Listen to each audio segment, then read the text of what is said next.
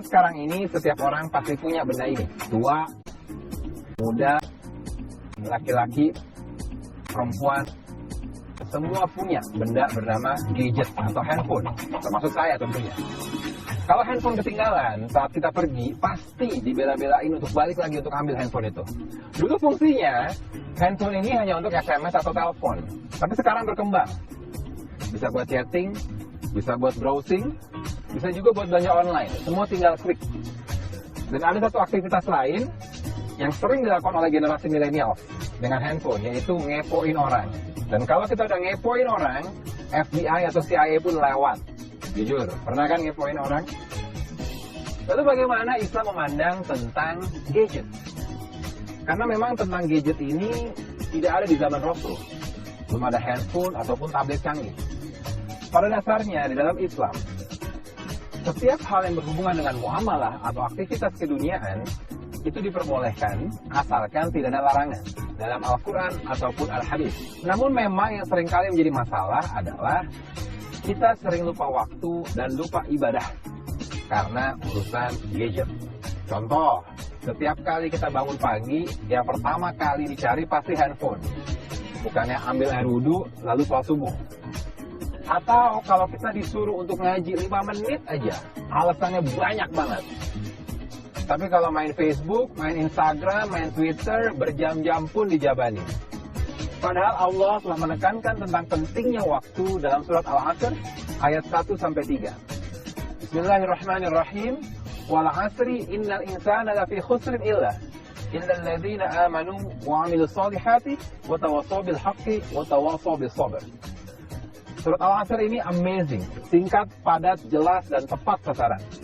Allah mengatakan orang-orang yang tidak bisa memanfaatkan waktu adalah orang-orang yang merugi.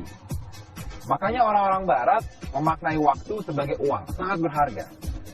Dan dalam Islam lebih dalam lagi, waktu adalah pedang. Maknanya, orang-orang yang tidak bisa memanfaatkan waktu, maka itu akan mencelakakan dirinya sendiri. Coba kita renungkan.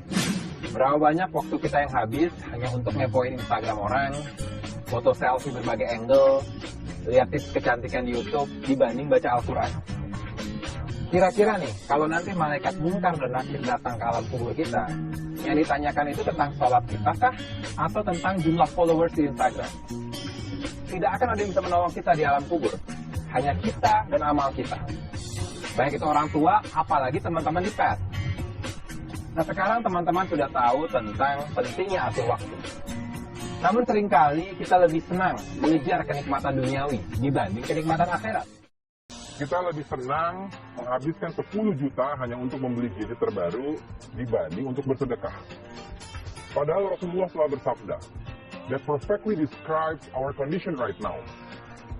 Demi Allah, sesungguhnya kenikmatan dunia dibanding kenikmatan akhirat adalah seperti seseorang yang mencelupkan telunjuk jarinya ke dalam lautan lalu diangkat. Dan lihatlah apa yang terjadi. Satu tetes air berbanding dengan jumlah lautan. Itulah perbandingan kenikmatan di dunia dan di akhirat. Lalu apa solusinya? Apa kita harus buang gadget kita, lalu kembali ke zaman batu dan kita nggak bisa komunikasi?